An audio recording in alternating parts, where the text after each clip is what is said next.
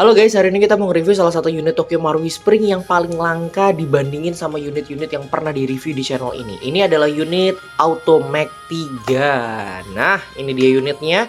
Kita singkirin dulu boxnya. Ini adalah salah satu unit dari Tokyo Marui Spring yang mereplika jenis Automag 3. Senjata aslinya sendiri sebenarnya diproduksi di Amerika tahun kurang lebih 1990-an, dan dia terkenal karena pakai kaliber 30 ya.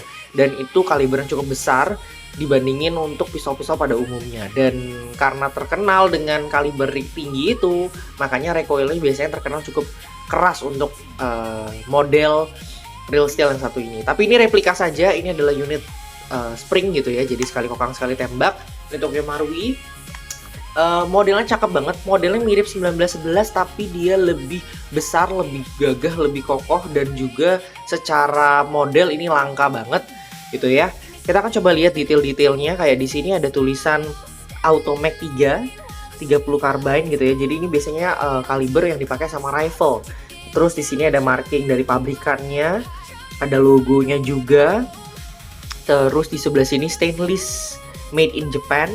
Terus ada kodenya dan masih ada stiker bawaan dari Tokyo Marui. Nah, itu untuk detailnya. Tapi walaupun tadi ada tulisan stainless dan juga warnanya agak chrome, tapi unit ini full ABS plastik guys. Jadi memang dia semuanya ABS plastik Tokyo Marui seperti unit-unit lainnya gitu ya. Tapi kita tahu kalau Tokyo Marui itu walaupun ABS plastik, bahannya cakep dan kokoh banget. Nah, kalau kita ngomongin fitur, unit ini itu fiturnya sebenarnya cukup basic. Dia ada hammer, ini aktif. Nanti kita bisa coba kalau dia dikokang. Kemudian dia ada fitur safety di bawah trigger sini. Jadi kalau misalnya mau diaktifkan, tinggal ditarik ke belakang, maka triggernya nggak bisa dipencet.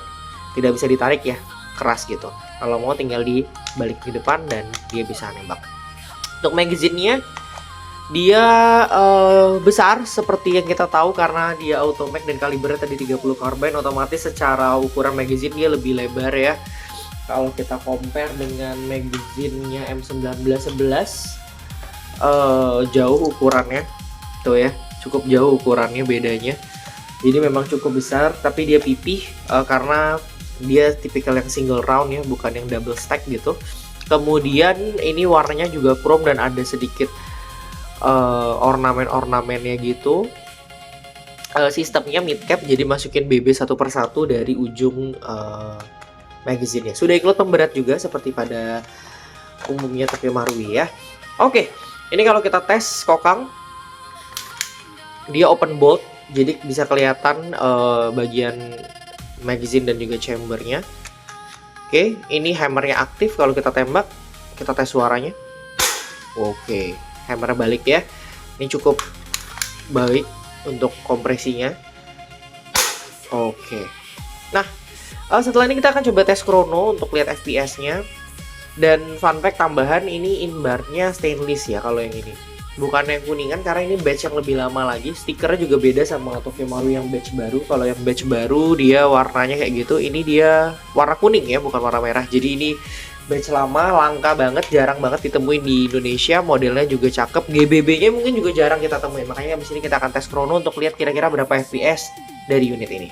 Oke, sekarang kita mau tes chrono. Seperti biasa kita akan menggunakan BB 0,12 gram dari CYC ya. Kita masukin dulu ke dalam magazine untuk BB-nya.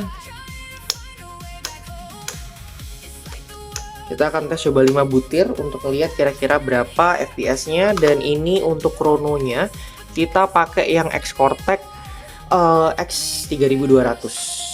Oke, kita akan coba tes shoot. Shoot pertama 256. Shoot kedua 242. Shoot ketiga 248.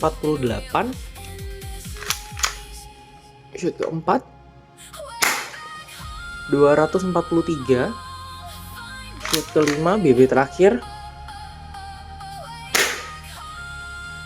243 ya.